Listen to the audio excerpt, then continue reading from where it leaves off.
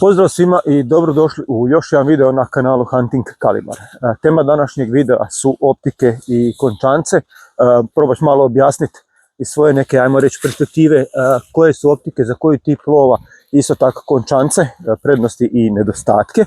I objasnit ću u biti zašto ja koristim najviše u zadnje vrijeme končance tipa božićno drvce i kako se pomoću njih može računati udaljenost od vas do mete i kako možete u biti raditi korekcije pomoću njih pada zrna. Danas na tržištu stvarno ima svega. Izbor je toliko velik da se u biti čovjek lako izgubi u svem tom. I ako ste imali takvih problema, onda ste na pravom mjestu i ostanite do kraja ovog videa. Recimo, ja kad biram sebe opremu, stavio sam si neke kriterije. Ajmo reći neka 3 kriterija. A prvi od tih kriterija bi bio u biti namjena. Da li mi to treba za pogonski lov, da li mi treba za čeku, da li mi treba za kombinirano jedno i drugo, samo čeka i pogonski lov, da li trebam koristiti za montiranje termalnih i noćnih klipon uređaja, da li ću pucat recimo na veće udaljenosti. Znači to su neke kriteriji koje si ja metnem i na temelju toga znači idem na drugi kriterij bi bio budžet. Zašto budžet? Budžet, recimo stavim si neku cifru jer dešavalo mi se da odlučim potrošiti, sad bubam, 1000 eura, 500 eura, ne bitno koliko, i recimo stavio sam si limit 500 eura. Dođem u trgovinu i sad stoji kraj te optike koju sam ja odlučio recimo kupiti, a stoji nešto slično sa recimo umjesto 3.950 stoji optika 3.1252. I 100-200 eura je skuplja. I onda si kažem, pa dobro, uzet ću ovo, ajde 200 eura skuplja. Onda krajnje stoji još neka koja ima isto tako recimo uvećanje, ali ima osvjetljenu končancu ili crvena točkica svijetli unutra, nešto tako. I ona košta još 100-200 eura i onda na kraju u biti izađem sa 400-500 eura potrošenih više nego što sam planirao. I zato sad ja se stavim budžet, toliko trošim i gotovo, da ne znam šta, ni centa ne da više. Treća stvar je uloženo dobiveno. Zašto kažem uloženo dobiveno? Biti to se nadovezuje na onaj budžet. Recimo, zašto da dam za neku optiku recimo 4-5 tisuća eura kad mogu kupiti nešto sličnih specifikacija za recimo 400 eura. Sad će neki reći to je nemoguće. U biti moguće je, recimo ja koristim optike koje su uvećanja 4.20, jedna je mislim 4.20 52, a druga je 4.24 tako nekakvih 56. Nije ni bitno sad u biti. I nijedna od njih nije koštala više od 300 eura, a oba dvije imaju doživotnu garanciju. Tako da moguće je. I još je nešto bitno, bitno je recimo da znate da li je optika, to jest da znate razliku između prvog i drugog fokalnog plana. To vam je bitno iz razloga kad recimo imate optiku prvi fokalni plan. Kod te optike, recimo ako imate one mjerne jedinice podjele, recimo kao na mil dot končancama ili na, što ja kažem, božićnom drvcetu tipa končance, uvećanje, ako je recimo na 5 ili 25 da ste zoomirali, nebitno koliko, optika će vam uvijek pokazivati točne mjere. Znači uvijek ćete moći točno mjeriti udaljenost ili pad, rad korekcije. Dok kod sekundarnog, to je drugog fokalnog plana, to nije moguće na bilo kojem uvećanju. Najčešće optike budu precizne na najmanjem uvećanju koje to imaju, međutim čim ste malo zoomirali, ono je u biti više netočno i ne možete se sa tim koristiti, pomoću toga ne možete određivati udaljenosti ili ti pad zrna, rad korekcije. Druga stvar, recimo isto je dobro znati da li je optika u moa ili miliradijanima. Zašto je to bitno? To je bitno u biti isto tako da možete biti rad korekcije i biti radi računanja samoga, da znate kako ćete računati kojim mjernim jedinicama. Moa je nešto malo, ajmo reći, finija iz razloga, to je preciznija, možemo i to tako nazvati, iz razloga što recimo biti jedan moa je 2,9 cm na 100 metara. I na optikama najčešće recimo bude da jedan klik ima vrijednost 0,7 cm ili 7 mm. Dok kod miliradijana, jedan miliradijan je 10 cm na 100 metara. I u većini slučajeva jedan klik na optiki bude jedan cm na 100 metara. Tako da u biti moja je nešto malo finija, ali je miliradijan lakši za računat jer se radi sa punim brojevima. Ja osobno isto više volim miliradijane jer lakše mi je računat 1, 2, 3 cm nego da moram računat 0,7 pa 1,14 i tako da idemo dalje. Iz tog razloga ja više volim miliradijane. Kad smo definirali recimo te neke osnovne značajke, sad konačno dolazimo do optika. Ja optike svrstamo u neka tri osnovna kriterija. To bi bilo znači optike za brzo gađanje, znači optike za čeku i optike za long range. To jest red dot, onda širokokutne optike i klasične optike, to bi tako u biti izgledalo. I kod red dot te optike su u biti idealne za pogonski lov. Iz razloga što su brze, lako pronalaze metu i jednostavne su u biti za korištenje. Tako da to je u biti najbolja opcija za pogonsku lov. Nedostatak ovih optika je što se na njih ne može montirati clip-on uređaj razni, jer ne možete jednostavno staviti. I u biti može, ali ako imate recimo dugačku Picatinny šinju, ima opcije da se napravi recimo da se noćni clip-on montira ispred. Nakon na Picatinny šinu da se učvrsti, da se to sve može, ali nije baš nešto pretjerano praktično. A drugi nedostatak je recimo što te optike na čeki recimo, dobro, ajde tu na čeki može jer to se puca do 100 metara cirka, ali na većim udaljenosti preko 150 metara već za uput neki precizan, ekstremno precizan pogodak je daleko manja šansa. Ako morate pogoditi neku manju točku. Zatim dolazimo do širokokutnih optika. Ove optike već nude neki balans. Brze su, dobre su za pogonski lov i na njih se već može montirati razni noćni clip-on uređaji. I dobre su recimo i za malo već udaljen za čeke jer imaju već uvećanje recimo do 6 ili 8 puta, zavisi od modela do modela. Nedostatak recimo širokokutnih optika bi bila gađanje na baš ono većim udaljen, preko 150-200 metara. Iz toga razloga što nemaju dovoljno dobro uvećanje na tak većim udaljenostima. Zatim dolazimo kod klasičnih optika. Kod klasičnih optika tu se može pričati danima. Ja ću to pokušati maksimalno nekak skratiti.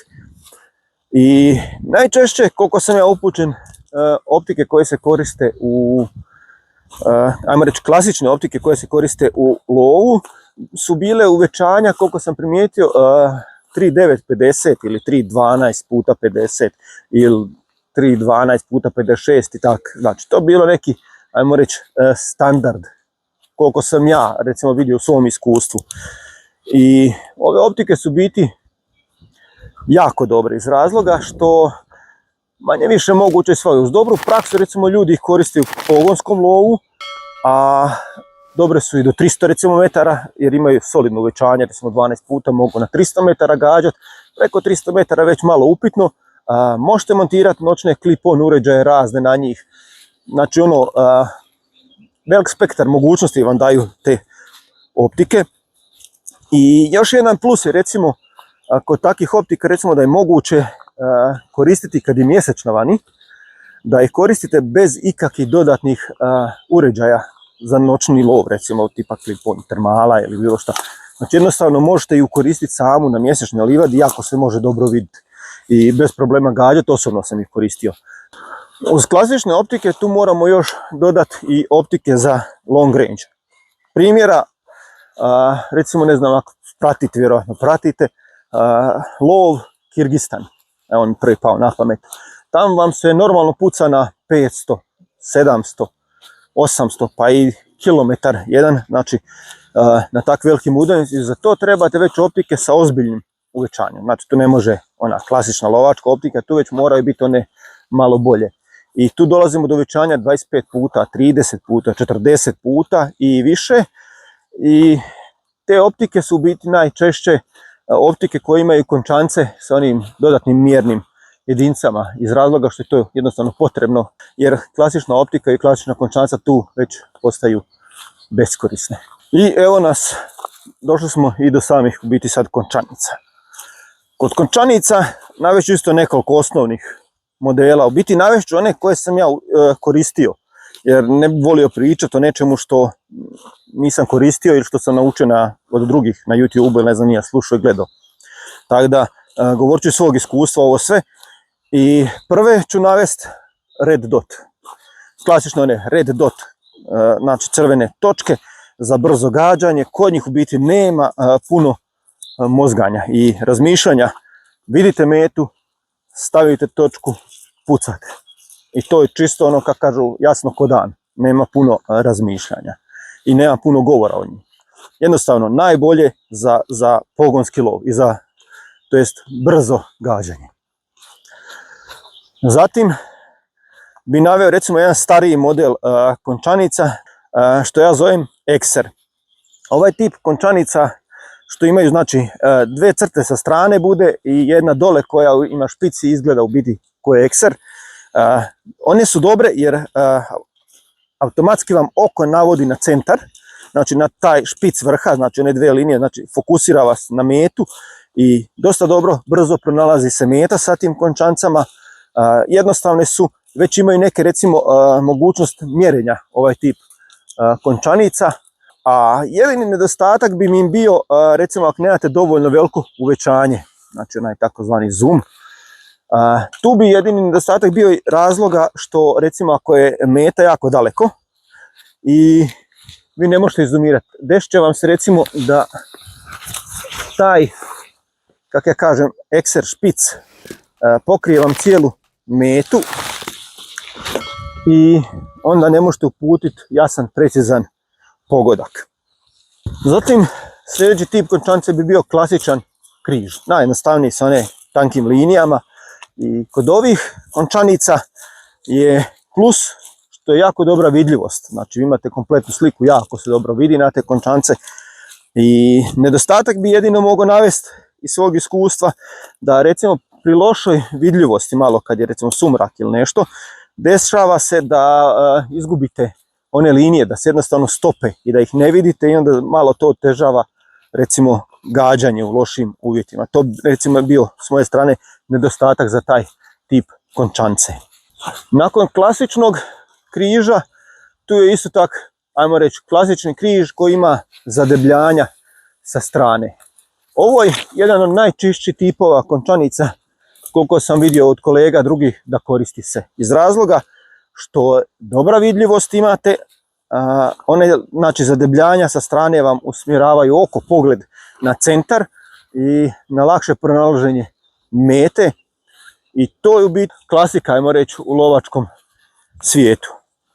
Zatim dolazimo do mil dot končance. To je u biti klasičan, isto tako bi rekli, križ, međutim sa onim točkicama po horizontali i vertikali. Ovakav tip končance vam već nudi mogućnost da računate pad zrna i da recimo radite korekcije preticanja ako je meta u pokretu.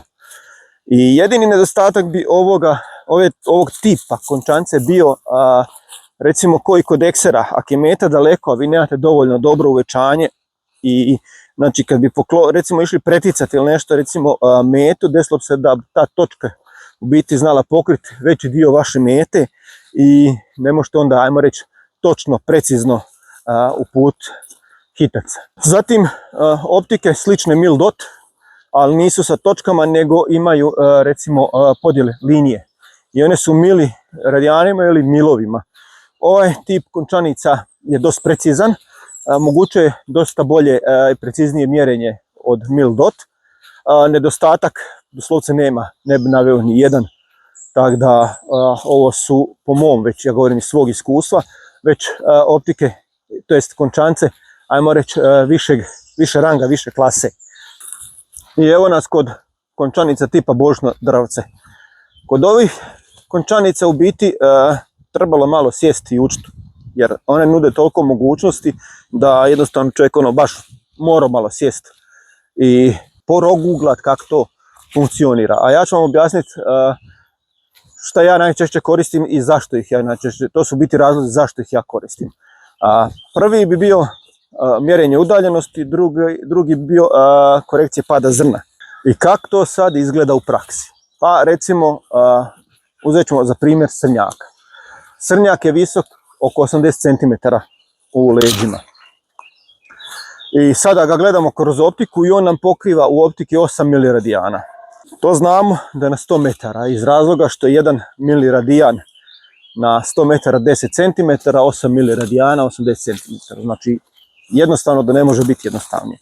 Recimo ako nam pokriva u optici 4 miliradijana, to znamo da je na 200 metara iz razloga što 1 miliradijan na 200 metara iznosi 20 cm, 4 puta 2, 8, to je to. Znači jednostavno tako. 2 miliradijana ako nam pokriva, znamo da je na 400 metara, jer na 400 metara 1 miliradijan je 40 cm, srnjak je 80, znači jednostavno sam treba u biti naučiti mjerenje i morate znati veličinu vaše mete. Recimo ako idete lov srnjaka, normalno da se nauči koliko je srnjak. Ako idete na jelena, vi ćete malo pročitati koliko je u prosjeku visok jelen i tak za svaku životinju koju lovite.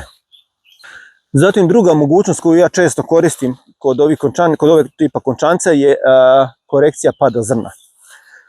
Ako recimo imate pušku upucanu na 100 metara, vi gađate metu koja je 200 metara i ako recimo znate da, uzet ćemo primjer, da to zrno će pasti 20 cm u prosjeku recimo na tih 200 metara, da je pad, kad preračunamo to izađe 1 miliradijan.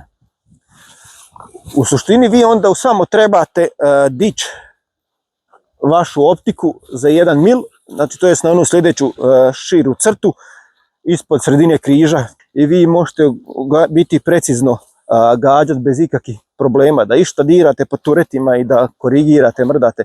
Tako da to isto jedna vrlo velika prednost i daje vam u biti brzinu, da ne morate raditi koje kakve korekcije na vašoj optici.